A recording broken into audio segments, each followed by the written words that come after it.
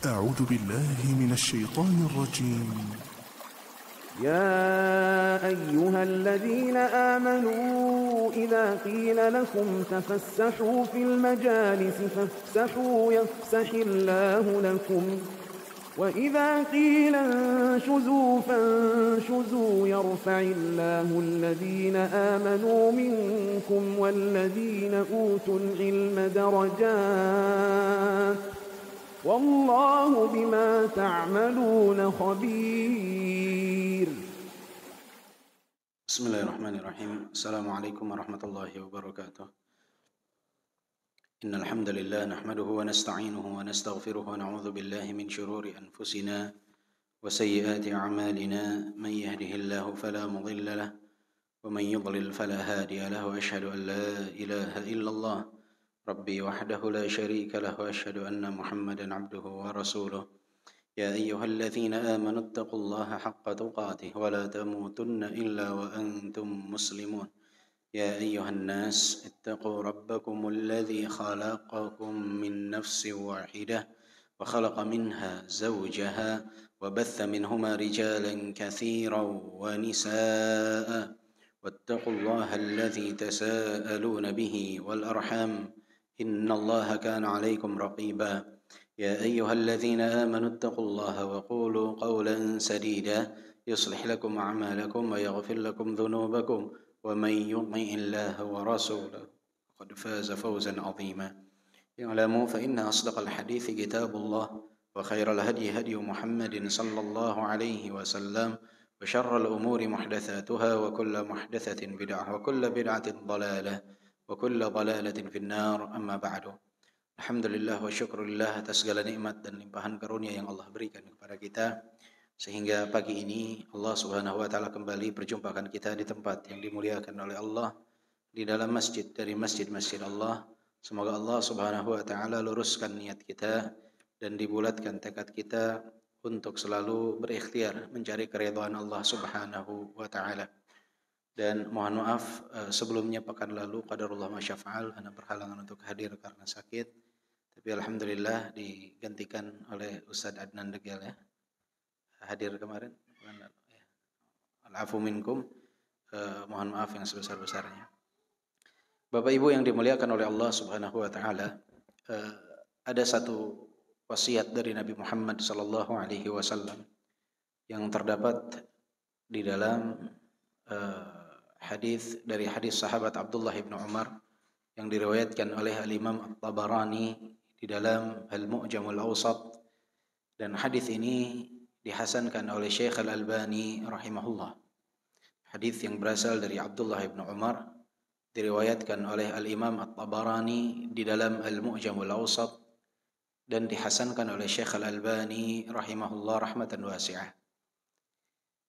Rasulullah sallallahu alaihi wasallam bersabda dalam hadis tersebut, "Thalathun muhlikat wa thalathun munjiyat wa thalathun kaffarat wa thalathun darajat." Rasulullah sallallahu alaihi wasallam menjelaskan tentang 3 perkara yang dapat membinasakan hamba, 3 perkara yang dapat menyelamatkan, 3 perkara yang dapat menggugurkan dosa, dan 3 perkara yang dapat mengangkat derajat seorang hamba. Ini nasihat yang sangat luar biasa dari Nabi, menjelaskan kepada kita tentang 3 perkara yang dapat membinasakan, 3 perkara yang dapat menyelamatkan, 3 perkara yang dapat menggugurkan dosa, dan 3 perkara yang dapat mengangkat derajat hamba. Kemudian Rasulullah sallallahu alaihi wasallam merinci satu persatu dari 4 bagian tadi. Rasulullah sallallahu alaihi wasallam menjelaskan fa'ammal muhlikat, perkara-perkara yang dapat membinasakan seorang hamba. Fasyuhun muttaba' wa fasyuhun mudha' wa hawan muttaba' wa i'jabul mar'i binafsih. 3 hal nih yang dapat membinasakan hamba. Syuhun muttaba' atau syuhun muta wa hawan muttaba' wa ijabul mar'i bi nafsi. Apa yang dimaksud dengan syuhun muta? Syuhun muta maksudnya adalah kekikiran, kepelitan, kebakhilan yang diikuti, yang ditaati. Manusia itu condong, Bapak Ibu sekalian, cinta kepada dunia, enggan memberikan apa yang Allah berikan kepadanya kepada orang lain. Maka itu fitrah manusia. Di saat adanya kewajiban zakat, di saat adanya kewajiban memberikan nafkah kepada keluarga, di saat dianjurkannya mereka untuk bersedekah, maka itu adalah momentum bagi dirinya untuk tidak mentaati kekikiran yang ada dalam dirinya. Jika seorang hamba mengikuti kekikiran, kepelitan, kebakhilan yang ada dalam dirinya untuk mempertahankan dunia yang Allah karuniakan kepada dia tidak diberikan kepada siapa yang berhak, maka saat itu sama saja dia taat terhadap kekikiran tersebut, dan ini akan dapat membinasakan seorang hamba. Kebakhilan satu musibah. Jika orang dalam dirinya ada kebakhilan, punya sifat pelit, ini musibah.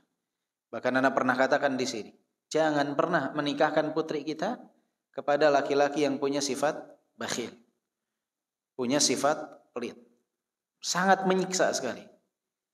Bahkan orang yang pelit pun tidak nyaman bersama dengan orang yang pelit. Betul Pak? Pelit semua berarti ini.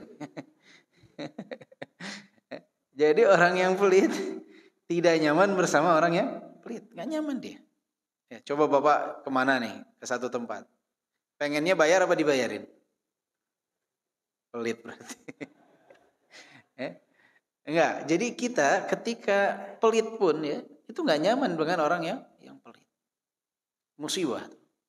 Maka Rasulullah menyebutkan pertama kali dari tanda kebinasaan, perkara yang dapat membinasakan adalah kebakhilan yang terus diikuti. Karena sekali kita bakhil, kita akan terus menjadi orang yang bakhil.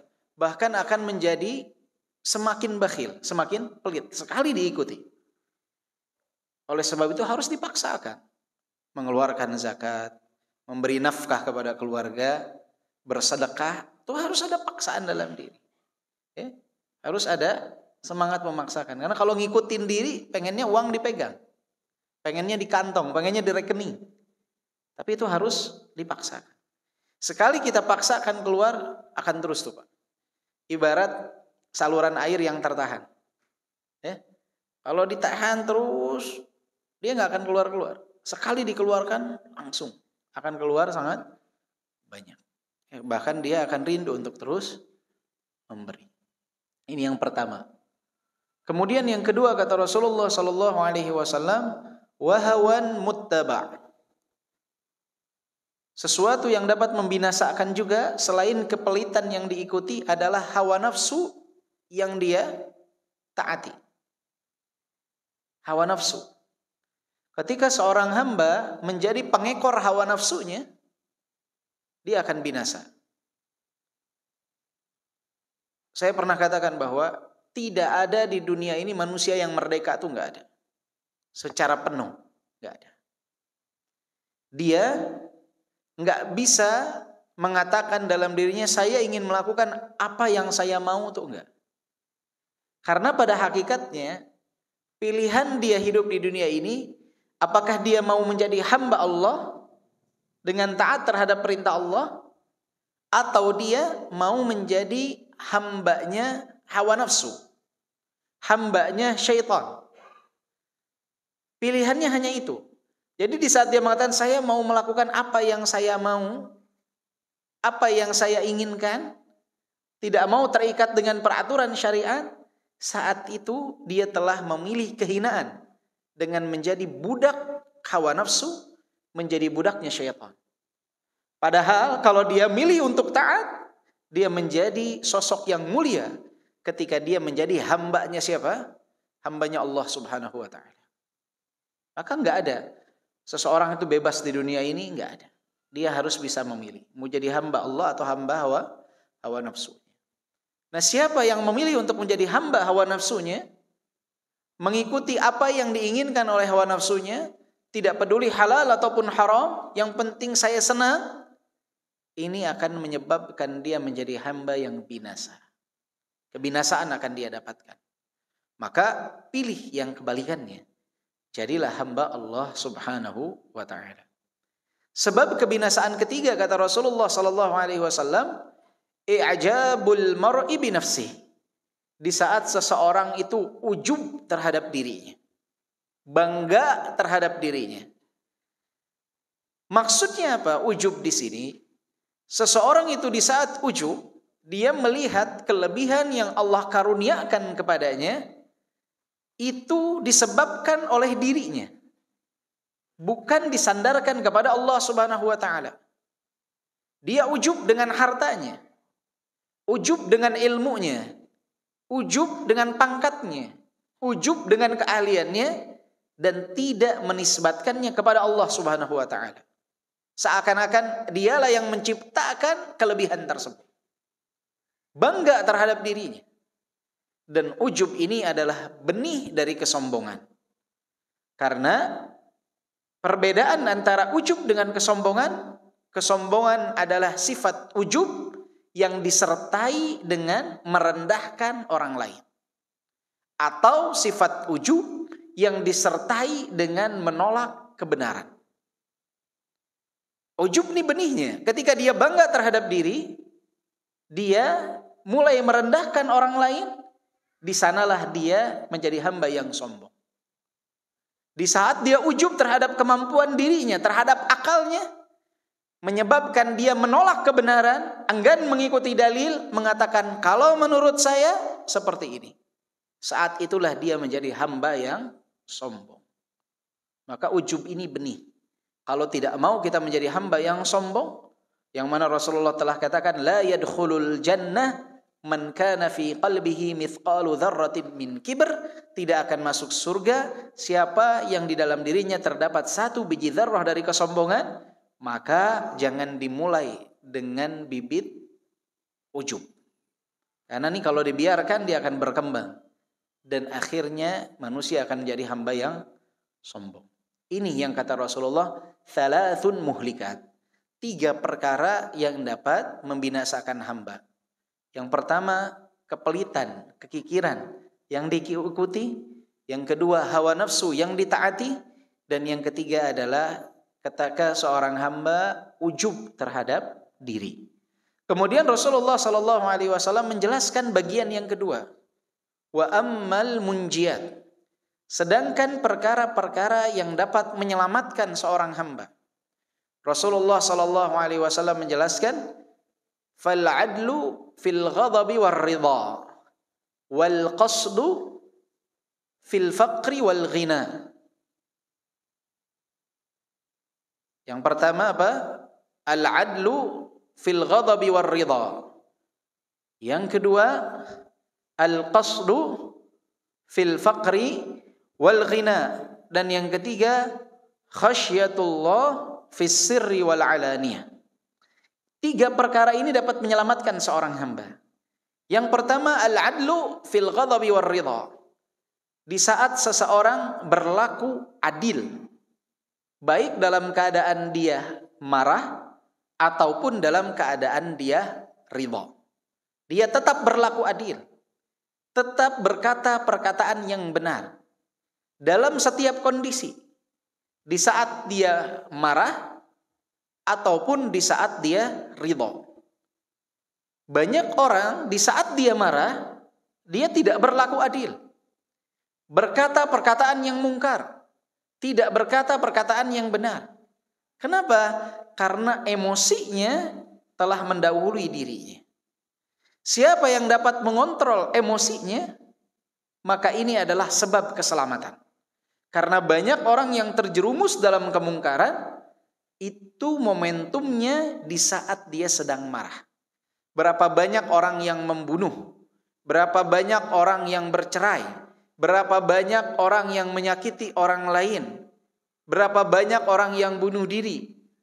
Yaitu sebab utamanya di saat mereka tidak mampu mengontrol diri saat sedang marah, saat sedang kecewa, saat sedang tidak dalam kondisi yang baik. Maka kemampuan seorang hamba berlaku adil, tahu mana yang benar, melaksanakan apa yang benar, di saat dia marah ataupun di saat dia ridha, ini adalah sebab keselamatan. Sebab keselamatan. Maka mampukanlah diri kita untuk mengontrol diri di saat kita sedang marah dan ridha. Karena ini sebab keselamatan. Dan ini perlu dilatih. Kadang ada orang yang memancing amarah kita, memancing emosi kita. Ketahuan tuh. Tingkat kualitas seorang hamba itu terlihat. Bagaimana sikap dia di saat dia marah. Terlihat. Jadi kalau ada orang yang berlaku baik, senyum, ramah saat kondisi normal, wajar semua orang seperti itu. Tapi lihat bagaimana seseorang mengontrol diri di saat marah, itu menandakan kualitas dari diri seorang hamba. Dan ini terlihat. Lihat pasangan hidup kita di saat dia marah, apa yang dia lakukan.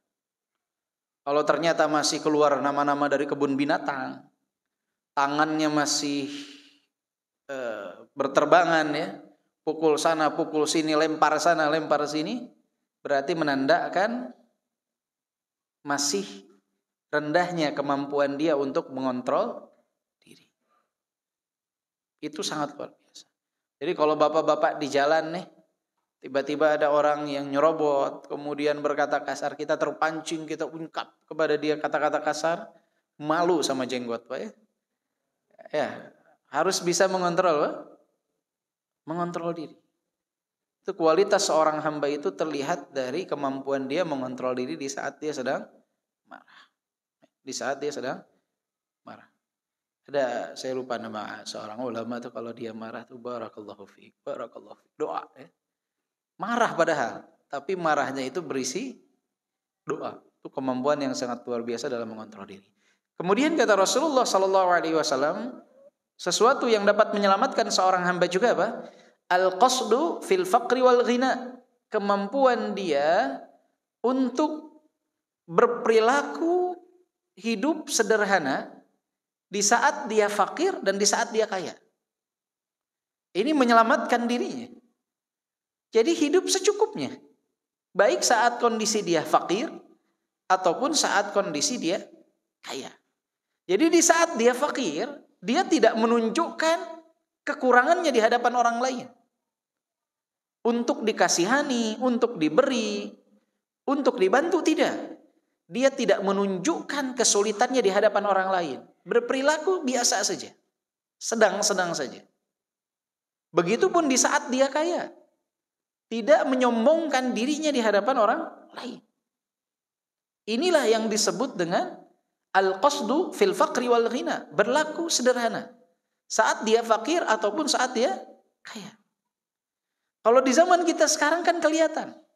Orang ketika sulit terlihat. Ketika kaya terlihat. Kenapa? Karena mereka tidak mampu mengontrol diri dalam dua kondisi tersebut. Orang yang berpola hidup sederhana, di saat dia sedang sulit nggak kelihatan. Di saat dia sedang kaya pun tidak terlihat. Tapi kalau orang kaya baru coba. Ketika dia kaya kelihatan. Statusnya tuh boarding pass bisnis kelas. Foto di dalam pesawat. Kemudian foto di restoran mewah. Terlihat. Ingin dilihat sebagai orang yang kaya. Menunjukkan hal-hal yang dipandang oleh orang lain sebagai kemewahan. Dan dia ingin diakui memiliki kemewahan tersebut. Dan ini adalah sesuatu yang akan menyulitkan dia. Kalau kita ingin selamat, berperilakulah sederhana. Begitupun di saat kita sulit. Jangan merendahkan diri, meminta-minta kepada makhluk. Jangan. Harus punya izzah. Harus punya kemuliaan. Kita adalah seorang Muslim, harus yakin kepada Allah Subhanahu wa taala. Yang ketiga kata Rasulullah sallallahu alaihi wasallam, khasyatullah fis sirri wal alaniyah. Perkara yang dapat menyelamatkan seorang hamba adalah rasa takut kepada Allah dalam kesendirian ataupun saat berada di tengah-tengah manusia. Saat sendiri ataupun saat bersama orang lain. Dia punya rasa takut kepada Allah, ini akan menyelamatkan hidup dia. Ini dikatakan Bapak Ibu sekalian di zaman Rasulullah SAW. Yang mana fasilitas orang bermaksiat dalam kesendirian itu minim. Berbeda dengan kita di zaman sekarang. Yang mana fasilitas orang berbuat kemaksiatan dalam kesendirian itu sangat terbuka lebar. Sangat luas. Hadis ini disampaikan 14 abad yang lalu. Jangankan kita bandingkan dengan 14 abad yang lalu. Bandingkan dengan 30 tahun yang lalu. Bagaimana fasilitas orang untuk bermaksiat dalam kesendirian di zaman kita nih sekarang sangat jauh berbeda dengan 30 tahun yang lalu. Jika saat itu menjaga ketakwaan dalam kesendirian, menjaga rasa takut dalam kesendirian merupakan perkara yang dianggap sulit, bahkan Rasulullah sampaikan hal tersebut, bahkan Imam Syafi'i menyebutkan di antara amalan tersulit adalah rasa takut dalam kesendirian, maka apa yang akan dikatakan oleh mereka jika melihat kondisi yang ada saat ini? Jika mereka menyatakan hal tersebut sebagai sesuatu yang sulit, kita harus mengatakan bahwa di zaman kita 100 kali lipat mungkin kesulitannya menjaga ketakwaan di dalam kesendirian. Maka kita keimanannya tidak seperti mereka. Mereka saja takut dengan hal tersebut. Maka kita harusnya lebih takut. Jika mereka bisa dikatakan berdoa 1 kali agar terhindar dari kemaksiatan dalam kesendirian, kita nih setiap hari minimal 10 kali harusnya untuk berdoa akan hal tersebut. Karena keimanan kita lemah, fasilitas menunjang pun sangat tinggi. Maka mintalah kepada Allah untuk terhindar dari kemaksiatan dalam kesendirian. Agar kita punya rasa takut dalam kesendirian ataupun di hadapan orang lain. 3 hal ini dapat menyelamatkan kita. Kata Rasulullah SAW, sikap adil dalam kondisi marah dan ridha, pola hidup sederhana dalam kondisi fakir dan kaya, dan rasa takut dalam kesendirian dan saat bersama dengan orang lain. Kemudian Rasulullah menyebutkan poin yang ketiga, bagian yang ketiga. Wa ammal kafarat, sedangkan perkara-perkara yang dapat menggugurkan dosa. Perkara-perkara yang dapat menggugurkan dosa. Yang pertama kata Rasulullah sallallahu alaihi wasallam, fantidharis shalah ba'da shalah. Yang kedua, isbaghul wudu fis sarabat atau fis sabarat. Dan yang ketiga kata Rasulullah, naqlul aqdam ilal jama'at. Ini 3 perkara yang dapat menggugurkan dosa seorang hamba. Apa itu? Yang pertama, fantidharus shalah ba'da shalah. Menanti satu salat sampai berjumpa dengan salat yang berikutnya. Jadi di saat bapak-bapak salat maghrib, diam di masjid, membaca Al-Quran, berzikir, ikut kajian, sampai menunggu waktu Isya. Ini adalah penggugur dosa. Di saat ibu-ibu di rumah waktu maghrib membaca Al-Quran, berzikir, menunggu sampai waktu Isya, ini adalah penggugur dari dosa-dosa. Menanti satu sholat menuju sholat yang lain. Dan ini yang harusnya jadi mindset dalam kehidupan kita, bahwa kita ini hidup untuk beribadah kepada Allah. Jadi tugas utama kita itu pagi itu bangun tidur nunggu untuk sholat zuhur. Setelah zuhur nunggu untuk sholat asar. Sambil mengisi waktu, kita isi waktu untuk bekerja. Sambil menunggu waktu sholat. Yang utamanya apa? Sholat. Maka begitu waktu sholat, tinggalkan itu semua. Karena kita sedang mengisi waktu sambil menunggu waktu sholat. Itu harus jadi mindset kita.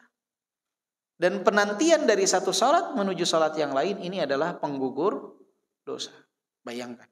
Kalau bapak-bapak dari maghrib ke isya di masjid baca Quran, berapa dosa yang berguguran dalam penantian bapak-bapak.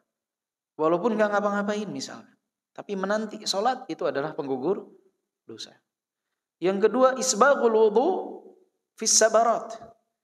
Menyempurnakan wudu dalam kondisi yang sulit. Misalkan dalam kedinginan yang amat dahsyat. Tapi dia tetap sempurnakan wudu, ini pun akan menjadi penggugur dosa. Penggugur dosa. Bapak-bapak misalkan nih musim dingin atau lagi main ke pegunungan, tiba-tiba harus mandi janabah. Sulit apa enggak? Sulit. Enggak ada heater misalkan. Ya. Aduh, malas luar biasa. Tapi dipaksakan untuk mencari keridhaan Allah, itu luar biasa. Selama yakin tidak akan memudaratkan diri. Atau wudu lah, tidak usah mandi janabah, wudu saja. Ketika kita camping di pegunungan tuh untuk wudu itu luar biasa. Kita sempurnakan, itu akan menjadi penggugur dosa.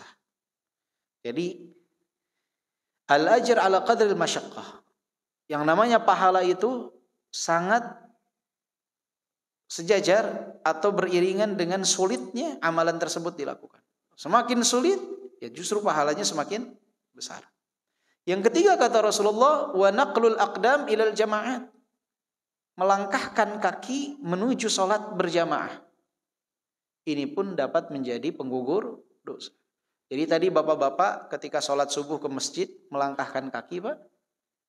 Salat subuh semua di masjid? Istri-istri kata istri-istrinya enggak ya. Salat subuh di masjid ya. Nah, ketika bapak insya Allah semuanya salat subuh di masjid yang ada di sini ya. Ketika bapak-bapak salat subuh ke masjid melangkahkan kaki, itu jadi penggugur dosa.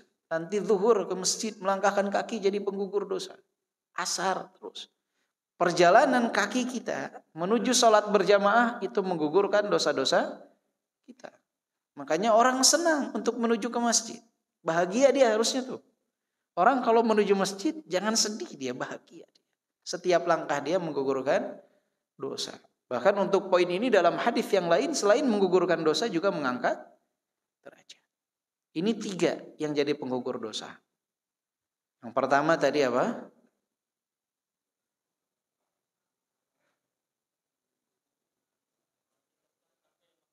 Ya, menanti satu sholat hingga berjumpa dengan sholat berikutnya. Yang kedua, menyempurnakan wudu dalam kesulitan. Yang ketiga,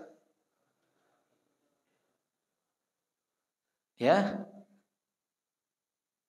melangkahkan kaki menuju sholat berjamaah. Kemudian yang keempat kata Rasulullah sallallahu alaihi wasallam, wa ammal yang keempat tadi, wa ammad darajat, perkara-perkara yang akan mengangkat derajat seorang hamba itu apa saja? Kata Rasulullah sallallahu alaihi wasallam, fa it'amut ta'am wa ifsya'us salam was salatu bil lail wan nasu niyam. 3 perkara yang dapat mengangkat derajat seorang hamba adalah it'amut ta'am, memberi makan kepada orang lain.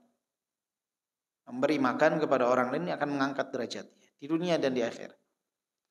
Ini enggak harus kita punya uang banyak. Enggak harus kaya. Saya pernah sampaikan bahwa sedekah itu bukan ibadahnya orang kaya saja. Semua muslim, setiap orang yang mengatakan dirinya muslim, dia berhak untuk bisa bersedekah. Oleh sebab itu Rasulullah ketika mencontohkan tentang sedekah tidak mengatakan dengan segenggam emas, tapi Rasulullah mengatakannya bisyiqqi tamrah, dengan sepotong biji kurma. Satu kurma itu paling berapa? Kurma yang paling murah saja mungkin satu butirnya mungkin 1.000 rupiah. Setengahnya 500. Dengan 500 rupiah Rasulullah contohkan. Ini misal ya, contoh saja. Terus Rasulullah tidak mengatakan dengan 100 juta, dengan 50 juta. Nominal kita sekarang tidak. Tidak katakan dengan berapa kilo emas, tidak.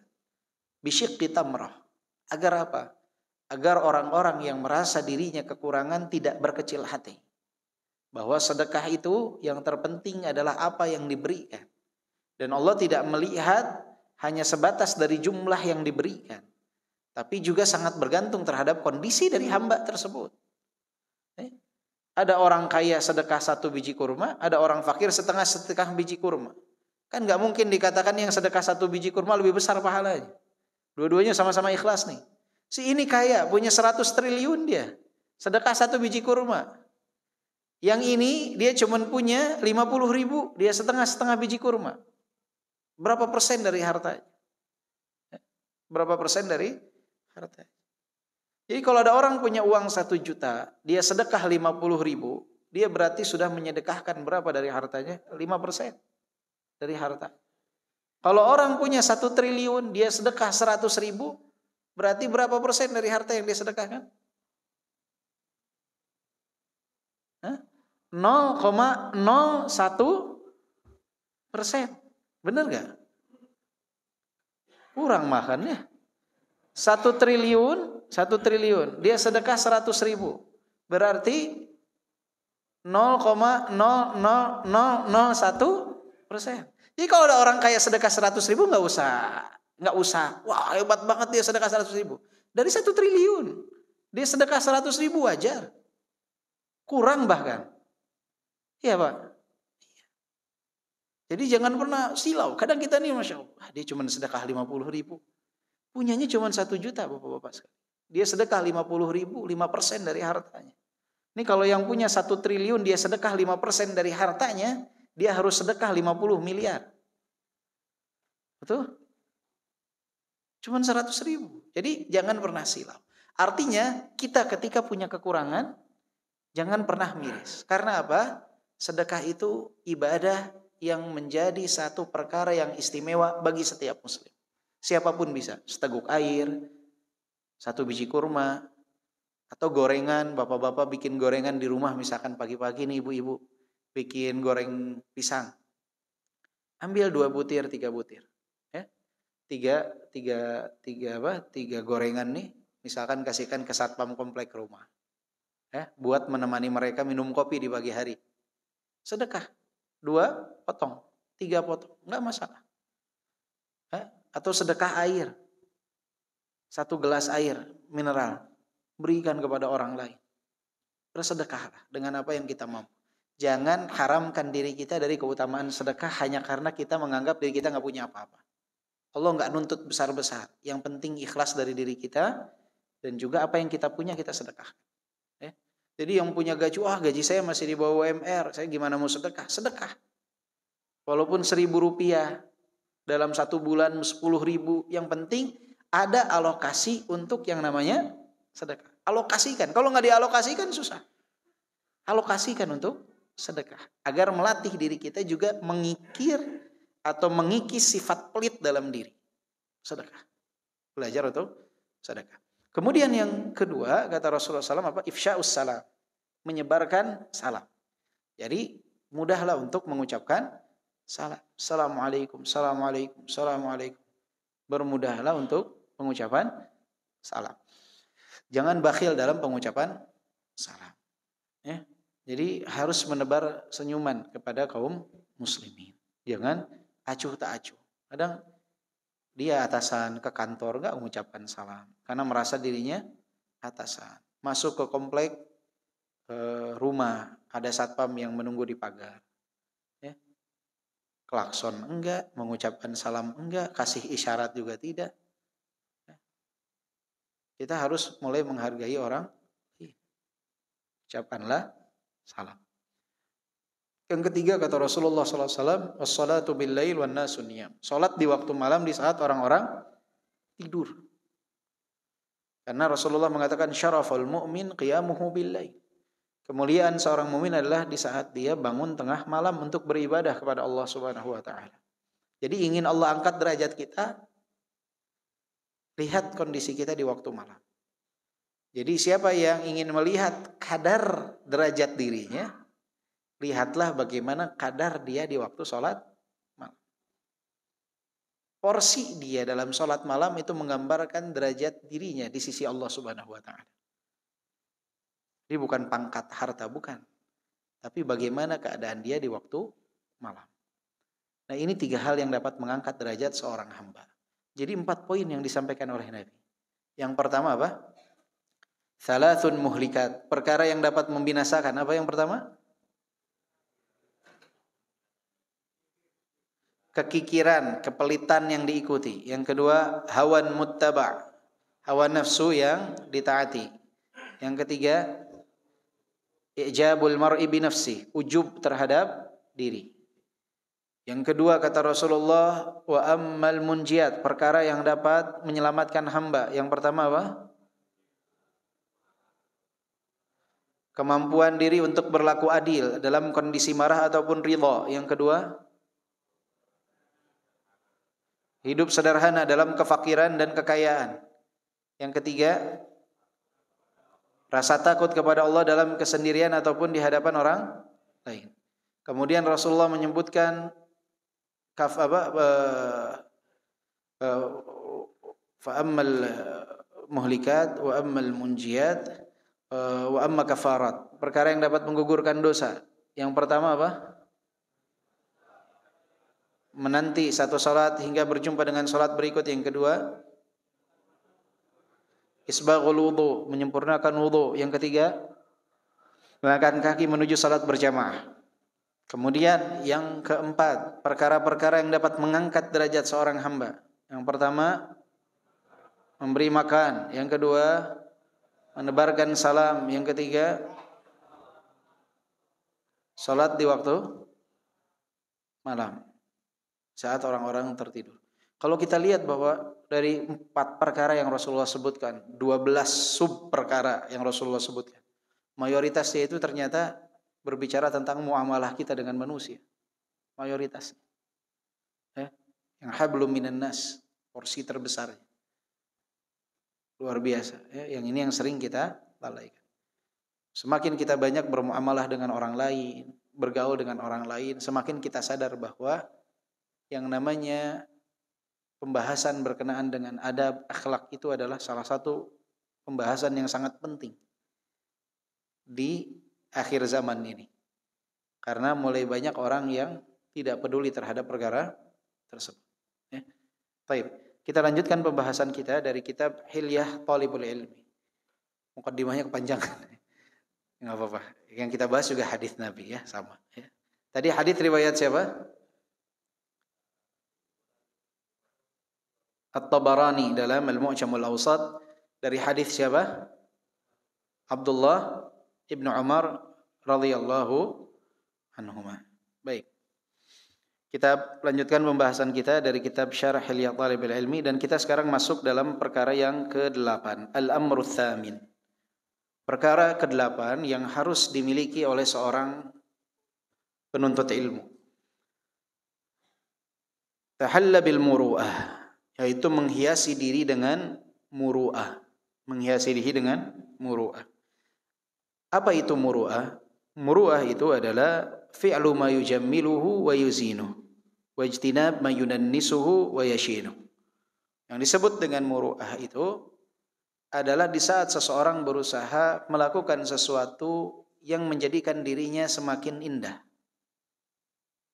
baik dipandang, dan menghindarkan diri dari perkara-perkara yang dapat menyebabkannya terlihat rendah dan hina. Ini yang disebut dengan muru'ah. Jadi menggunakan hal-hal yang baik, melakukan perbuatan-perbuatan yang baik, ini disebut dengan muru'ah. Dan menghindarkan diri dari perkataan atau perbuatan-perbuatan yang tidak baik yang dapat menjadikannya tercela. Ini yang disebut dengan muru'ah. Kalau di terjemahannya kalau nggak salah disebutkannya kesopanan ya. Bisa jadi kurang lebih lah. Kurang lebih muru'ah ini kesopanan, tapi dia lebih luas daripada perkara tersebut. Lebih luas daripada perkara tersebut. Yang di sini disebutkan tahalla bil muru'ah, menghiasi diri dengan muru'ah. Kemudian beliau mengatakan at-tahalli bil muru'ah wa ma yahmilu ilaiha min makarimil akhlaq wa talaqatil wajh wa ifsya'is salam wa tahammulin nas wal anafah min ghairi kibriya wal izzah fi ghairi jabarut والشهامة في غير عصبية والحمية في غير جاهلية. Kata beliau, seseorang itu harus menghiasi diri dengan yang namanya muru'ah. Dan apa yang dapat mengantarkan perkara-perkara yang dapat mengantarkannya kepada muru'ah tersebut. Dimulai dari apa? Makarimul akhlak. Dari kemuliaan akhlak. Jadi seseorang itu harus memiliki akhlak yang mulia. Ketika akhlak seorang mulia, maka akan semakin baik muruahnya dia. Akhlak yang mulia ini seperti apa? Apa ciri dari seseorang itu memiliki akhlak yang mulia? Maka disebutkan oleh para ulama bahwa orang yang memiliki akhlak yang baik itu ketika di dalam dirinya terdapat 4 perkara. Yang pertama adalah kaful adza. Yang kedua as-sabru 'alal adza. Yang ketiga badlun nada. Yang keempat talaqatul wajh. Ini ciri hamba yang memiliki akhlak. Ketika dia kaful adza, menahan diri untuk tidak memudaratkan orang lain. Was-sabru 'alal adza. Bersabar saat diganggu oleh orang lain. Wa badlun nada, senang memberi hadiah kepada orang lain. Wa talaqatul wajh, dan berseri wajahnya saat berjumpa dengan orang lain. Ini ciri dari hamba yang berakhlak. Kaful adza, menahan diri untuk tidak memudaratkan orang lain. Kalau parkir jangan sembarangan. Udah tahu kompleknya cuma bisa dilalui 1 mobil, parkir mobilnya depan rumah dia. Ini berarti dia tidak memiliki akhlak yang baik. Kenapa? Karena tidak menahan diri untuk tidak memudaratkan orang lain. Menyetel murotal kencang, tetangganya di sebelah ada yang sakit. Mengganggu orang lain. Walaupun yang dia setel murotal, tetapi mengganggu orang lain. Berarti dia tidak kaful adza. Tidak menahan diri untuk tidak memudaratkan orang lain. Ciri khas hamba yang kekurangan akhlak di saat dia masih senang mengganggu orang lain, membuat orang lain tidak merasa nyaman dengan kehadirannya. Maka ciri hamba yang berakhlak, dia nggak berusaha ganggu orang lain. Habis kerja badannya nih masih Masya Allah aroma luar biasa, datang ke masjid ikut sholat berjamaah. Samping kanan dan kiri terganggu dengan aroma dia. Tapi dia cuek, saya sholat berjamaah. Tanpa sadar dia betul melaksanakan kewajiban. Harusnya dia bersihkan badan dia terlebih dahulu. Agar apa? Agar dia menjadi hamba yang berakhlak, tidak mengganggu orang lain. Begitupun waktu subuh, bapak-bapak sholat ya, giginya dibersihkan dulu. Jangan ketika amin yang sebelahnya, Masya Allah, tabarakallah, aromanya menggelegar. Makanya dalam Islam nggak boleh tuh makan bawang, makan apa langsung ke masjid. Kenapa? Dapat mengganggu orang lain, menandakan dirinya nggak berakhlak. Jadi kalau mau disebut orang yang berakhlak, jangan ganggu orang lain dengan apapun. Meminimalisir untuk memudaratkan orang lain, jangan. Itulah kenapa kalau misalkan bapak-bapak bawa anak yang dapat mengganggu misalkan di masjid ketika sholat berjamaah, kenapa suka dinasehati anaknya simpan di samping dia agar tidak mengganggu orang lain. Bukan nggak boleh bawa anak silakan, anak harus diajarkan, dikenalkan tentang masjid, tapi jangan sampai mengganggu orang lain. Kita harus bisa ngontrol dia, simpan di samping kita agar kita menjadi hamba yang kaful adza, tidak memudaratkan orang lain. Sama ini juga dalam perdagangan. Kita harus kaful adza juga. Jangan sampai kita membanting-banting harga sehingga orang lain dimudaratkan dengan apa yang kita lakukan.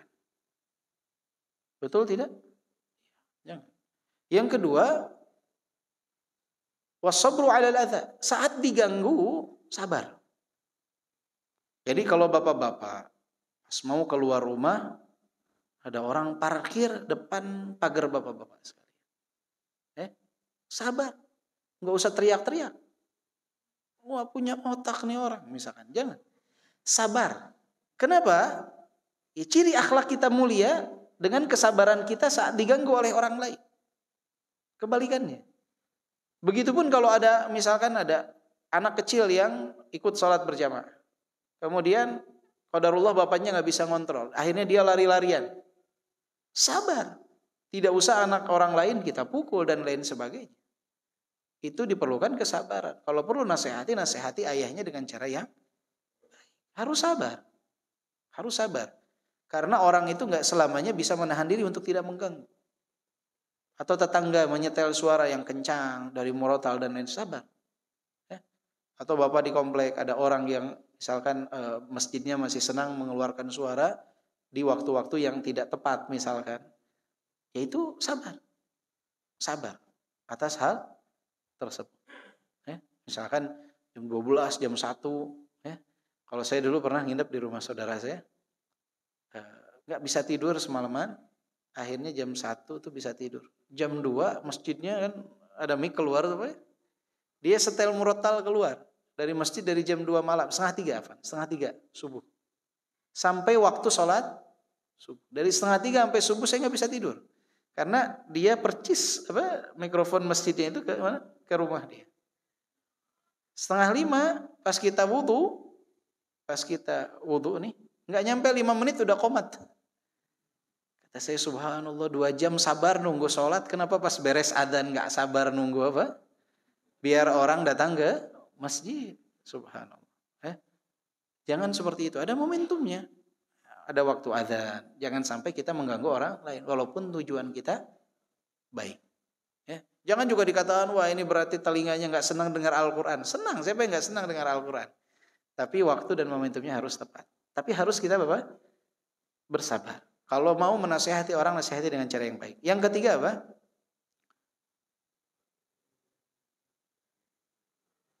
Badlun nada. Senang memberi hadiah. Tahadu tahabbu. Saling beri hadiah akan tumbuh rasa cinta di antara kalian. Hadiah nggak usah banyak-banyak, nggak usah besar-besar. Apapun hadiah sekecil apapun senang.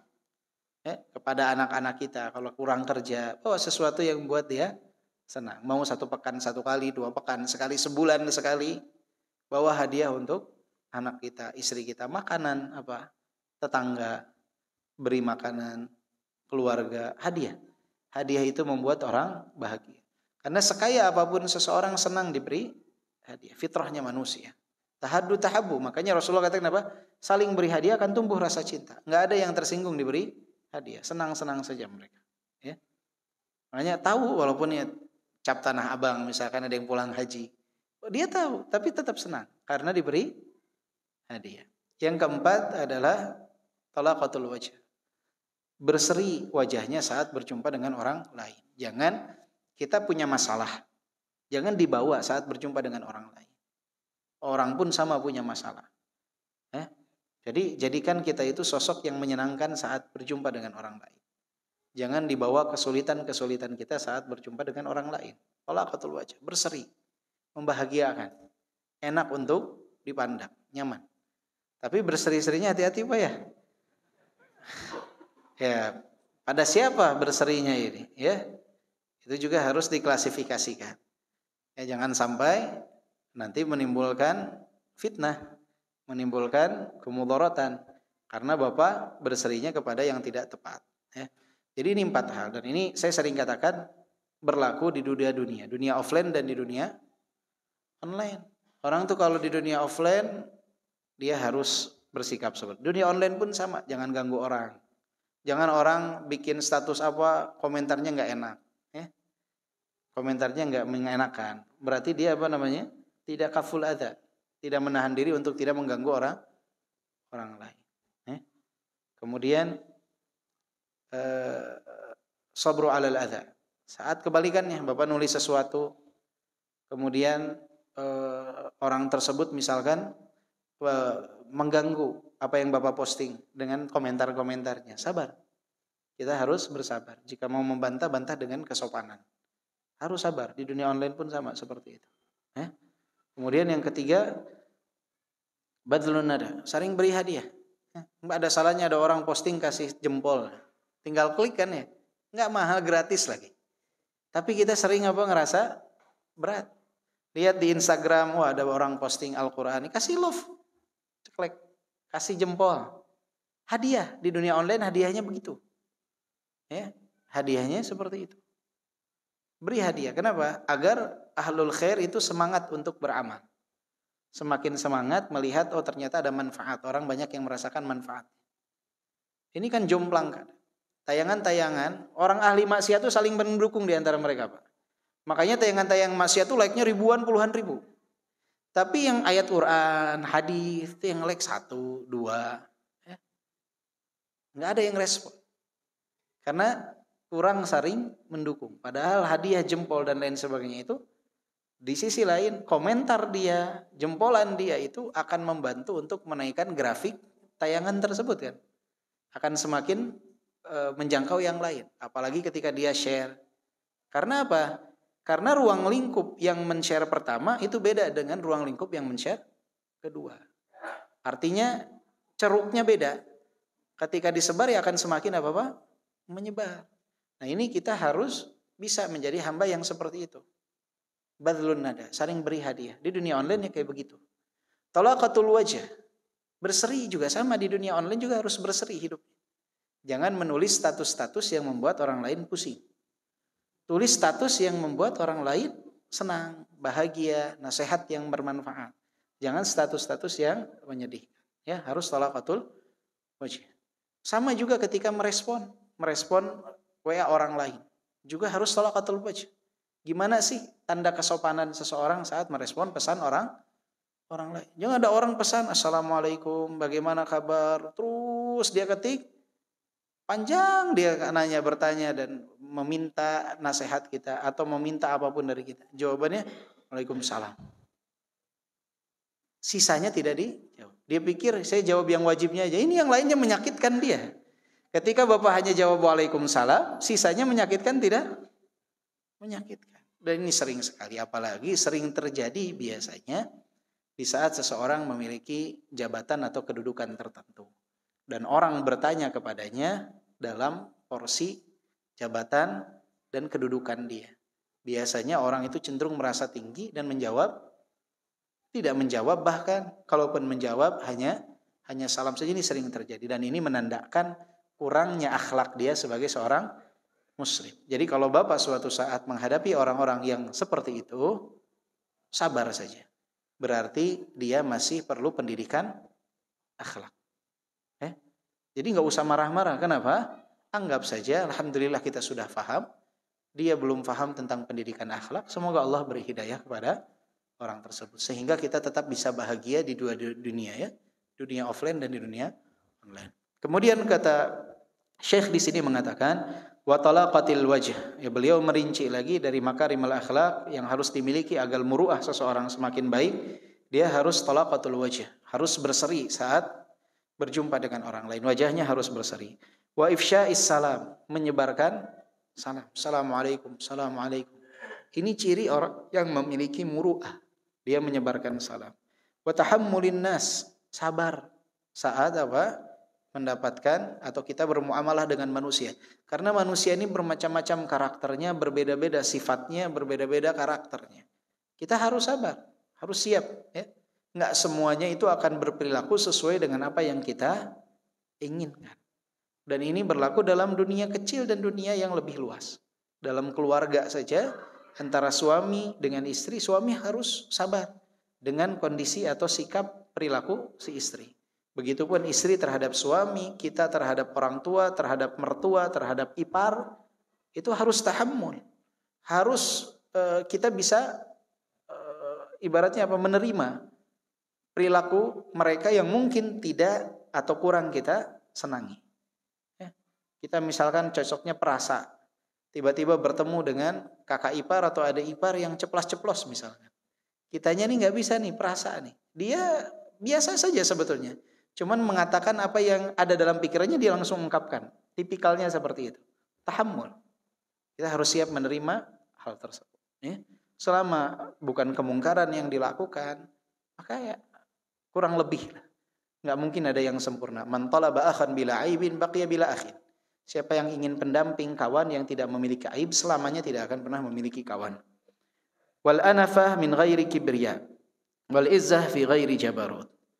Jadi kita itu jangan sampai menjadi orang yang sombong. Harus bisa menghargai diri sendiri. Tapi jangan sampai menjadi orang yang sombong. Harus bisa menjaga kemuliaan diri. Tapi jangan sampai menjadi orang yang angkuh. Jadi kita harus bisa menghargai diri. Beda tuh Pak ya. antara menghargai diri dengan sombong beda. Karena banyak orang yang dia tidak mau sombong, akhirnya dia merendahkan dirinya. Paham?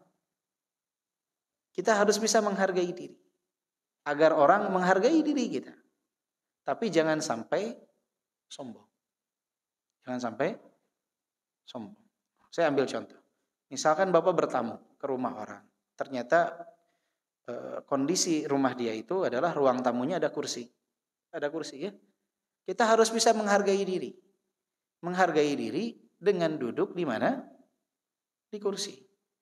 Jangan kita merendahkan diri. Tuan rumahnya duduk di atas, kita duduk di bawah ngeliatin dia. Paham? Ini di tamu-tamu, harus sejajar. Ya. Kalau kita duduk di bawah, kita merendahkan diri saat itu. Tapi saat kita duduk di atas, sesuai dengan apa yang dia sediakan, berarti kita menghargai diri kita. Jangan juga sampai sombong. Kaki diangkat-angkat misalkan. Ya, karena ingin menghargai diri, akhirnya jatuh kepada kesombongan. Maka yang disebut muru'ah itu ketika dia menghargai diri. Tapi diwanti-wanti, jangan sampai sombong. Jangan sampai sombong. Tapi hargai diri.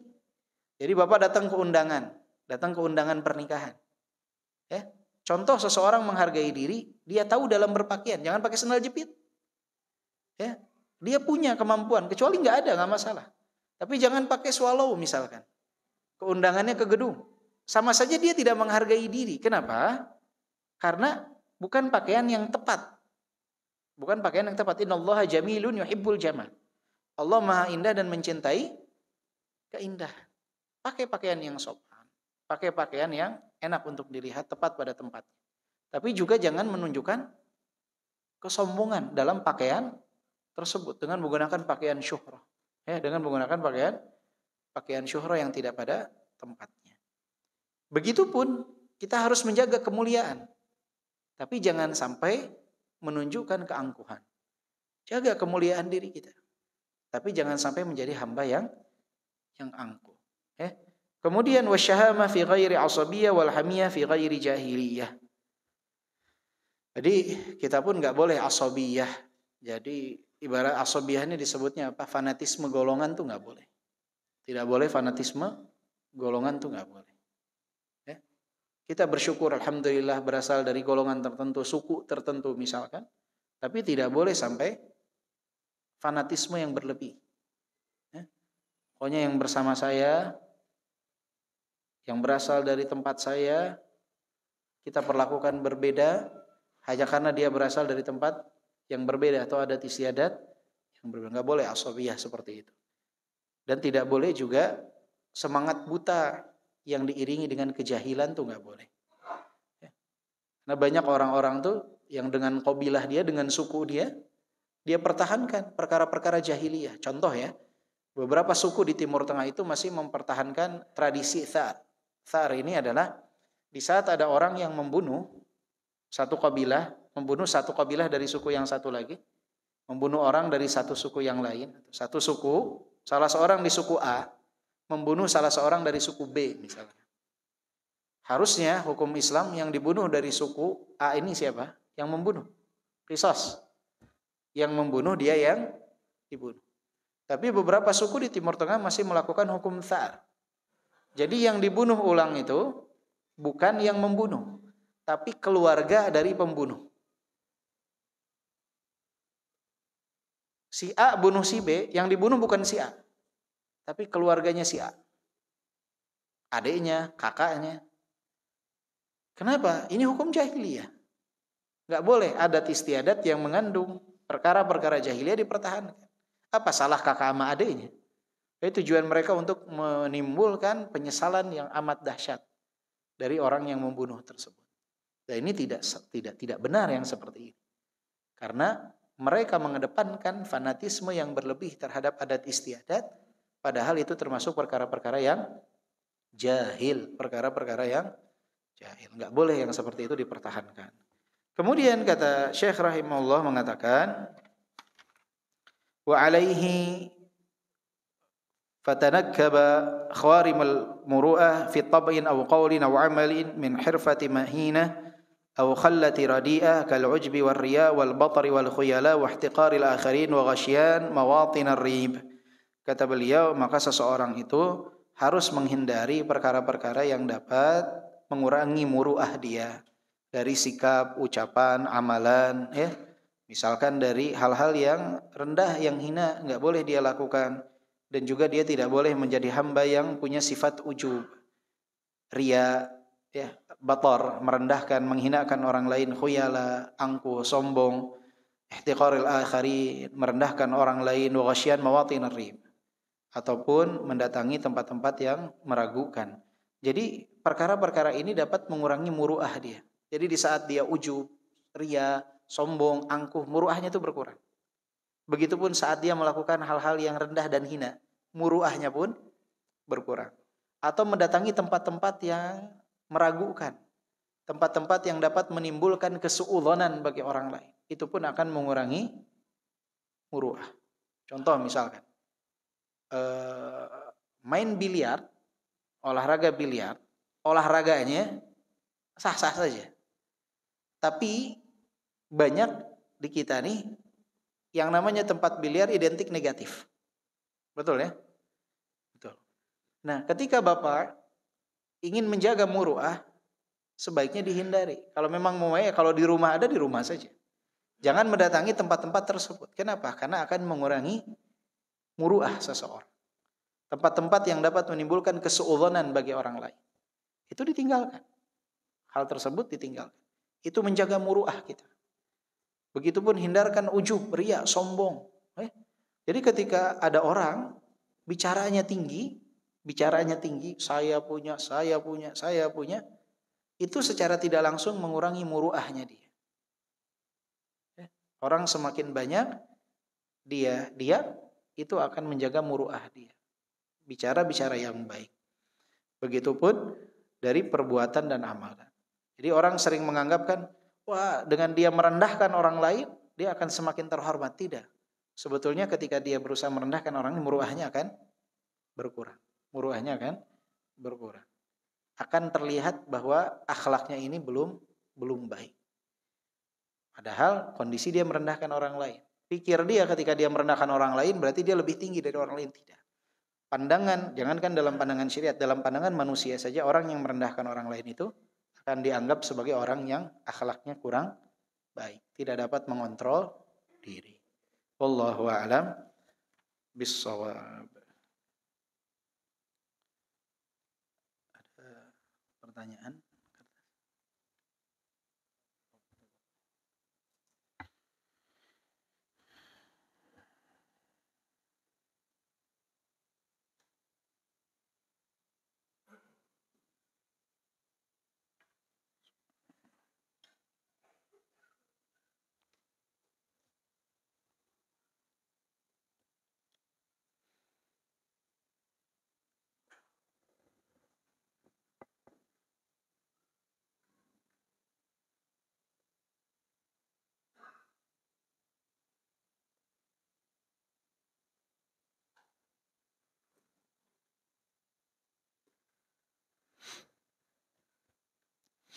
Baik. Terkait seseorang tidak boleh taklid buta terhadap seorang dai atau ustadz. Saya hanya mendengarkan kajian 1 atau 2.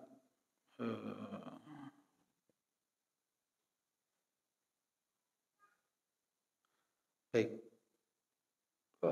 Ini makna soalnya adalah, bukankah seseorang itu tidak boleh taklid buta, dan apakah jika seseorang hanya mencukupkan diri mendengar kajian dari 1 atau 2 ustadz dia disebut taklid buta? Enggak serta-merta disebut taklid buta. Karena mungkin faktor keadaan, kondisi yang ada di tempat dia yaitu, ya dia dengarkan itu. Misalkan ada seseorang tinggal di kampung A, ya ustadznya adanya itu. Ya dia dengarkan ustadz tersebut. Minim fasilitas dia untuk menimba ilmu di tempat lain misalkan. Atau karena faktor lainnya. Misalkan dia merasa nyaman atau merasa lebih jelas ketika dijelaskan oleh Ustadz A dibandingkan Ustadz B. Enggak masalah, dia senang dengan mendengarkan kajian dari Ustadz A. Tapi bukan berarti dibolehkan bagi dia taklid buta. Taklid buta itu apa? Membenarkan semua yang disampaikan oleh Ustadz tersebut. Tidak menyaring apa yang disampaikannya. Menganggap semua yang datang dari ustadz tersebut benar. Ustadz yang lain yang menyampaikan salah. Ini yang disebut taklid buta. Tapi kalau dia nyaman mendengarkan kajian satu ustadz karena di sisi dia penjelasannya lebih jelas dibandingkan ustadz yang lain misalkan, dia merasa lebih nyaman, tidak masalah sampai poin tersebut, nggak masalah. Yang masalah itu ketika dia merasa apa yang semua keluar dari mulut ustadz itu benar, yang lain salah. Itu yang disebut taklid buta. Seperti pakai kacamata kuda, nggak mau dengar yang lain. Pokoknya ustadz ini benar, yang lain salah. Padahal manusia itu tidak maksum dari kesalahan. Namanya ulama saja kadang tergelincir, apalagi cuman ustadz. Yang ilmunya pada minim kita nih semua, minim.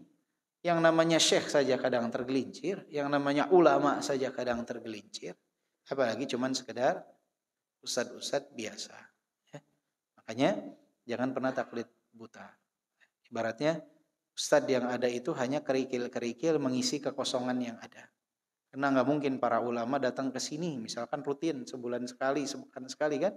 Ya adanya inilah stoknya. Ya udah dengarkan yang ada. Ya. Suatu saat Allah berikan kesempatan Bapak Ibu menimba ilmu kepada para ulama atau kepada ustadz-ustadz yang kibar, yang senior, yang keilmuannya Masya Allah, ya manfaatkan. Jangan disia-siakan. Ya. Jangan disia-siakan. Jadi nggak masalah Ibu kalau atau Bapak nih hanya mendengarkan dari satu, dua yang Bapak Ibu merasa lebih paham penjelasannya, karena karakter orang kan beda-beda. Hanya saja tidak boleh mengatakan 100% dia mah benar yang lain salah. Karena saya dapati banyak di antara ikhwah itu banyak yang taklid buka kepada satu atau dua ustadz.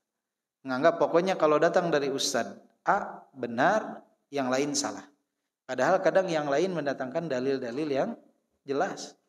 Mendatangkan perkataan ulama.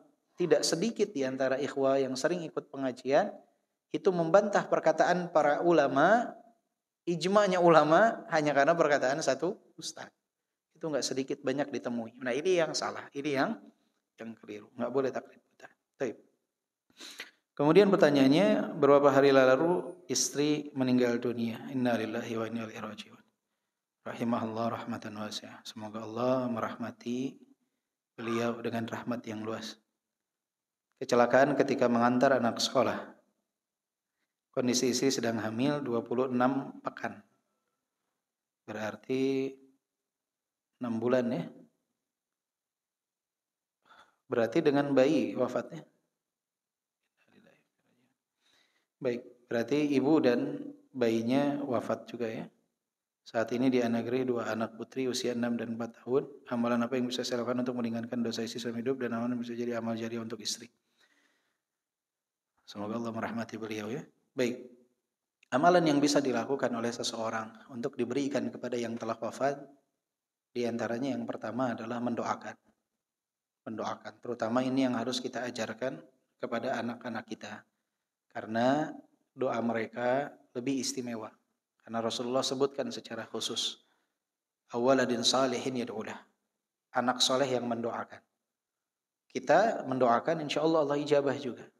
Tapi anak-anak ini yang berusia 4 dan 6 tahun terus latih mereka dari semenjak dini untuk mendoakan orang tua mereka agar Allah Subhanahu wa taala memberikan rahmat untuk ibunya, kemudian Allah Subhanahu wa taala mengangkat derajatnya, dilapangkan kuburnya, dijadikan kuburnya taman dari taman-taman surga, dan semoga Allah pertemukan mereka dengan ibunya, pertemukan kita dengan ibunya dalam surga Allah Subhanahu wa taala kelak. Ini yang pertama. Kemudian yang kedua, dan ini amalan yang paling jabbar, yang paling luar biasa. Jadi siapapun di antara kita yang telah kehilangan anggota keluarga yang wafat, amalan terbaik bukan sedekah. Amalan terbaik itu doa. Karena secara khusus disebutkan oleh Nabi Muhammad SAW.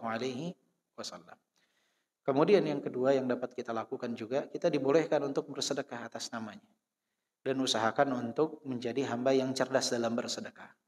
Jadi biarkan penggabungan antara sedekah dengan ilmu yang bermanfaat.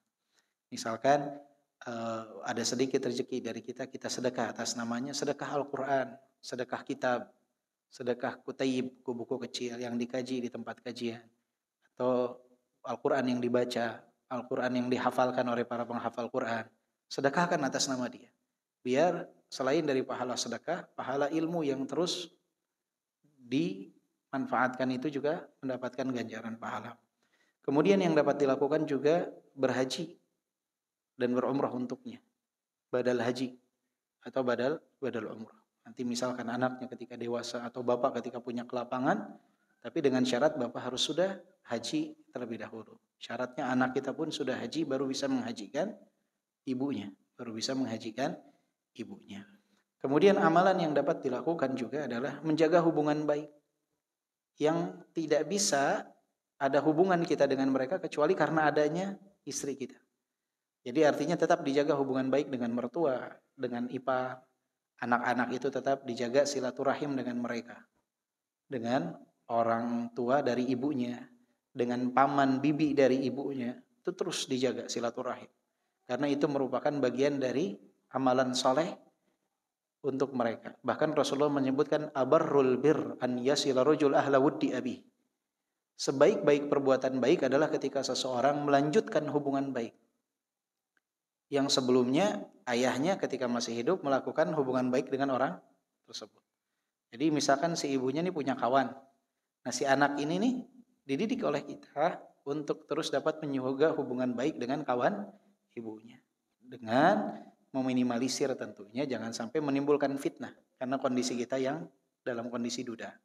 Jadi misalkan dikenalkan sehingga nanti ketika dia sudah cukup umur masih tetap bisa berziarah kepada kawan dari ibunya walaupun tidak ada hubungan darah. Sesama perempuan kawan dari ibunya atau misalkan yang paling penting kepada keluarganya, mahram daripada ibunya.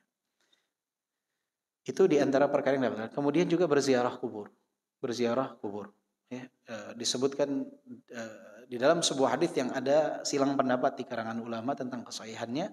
Sebagian menjadikan dalil hal tersebut sebagai satu yang dianjurkan, yaitu kita berziarah, yang mana dalam dalil tersebut disebutkan bahwa Rasulullah SAW menjelaskan seseorang itu ketika berziarah kubur pada orang yang dia kenal di dunia, orang itu mengenalnya ketika di dunia, dia akan menjawab salam dari orang yang mengucapkan salam kepadanya. Jadi walaupun ini ada silang pendapat tentang kesahihannya, tapi ini bisa dilaksanakan. Berziarah kubur secara umum, didoakan mayit di sana, ini pun amalan yang dapat dilakukan. Dan al-afu, sesegera mungkinlah untuk menikah. Karena laki-laki ini butuh pendamping. Apalagi ketika anak masih usia 4 dan 6 tahun, tapi carilah pendamping yang betul-betul siap untuk mendidik anak-anak kita. Karena butuh yang namanya sosok ibu.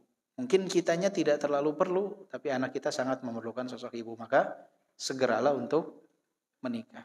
Jadi jangan sampai memikirkan, wah ini berarti tidak sayang kepada istri pertamanya, tidak. Tapi ini adalah satu keharusan. Waktu istri kita untuk beribadah kepada Allah telah Allah batasi, sudah selesai waktu ibadah dia di dunia, kemudian Allah wafatkan dia. Sekarang kita tetap harus beribadah kepada Allah Subhanahu wa taala. Tetap harus melanjutkan hidup, ini bagian daripada sunnatullah, maka segeralah untuk menikah karena anak-anak kita butuh peran ibu.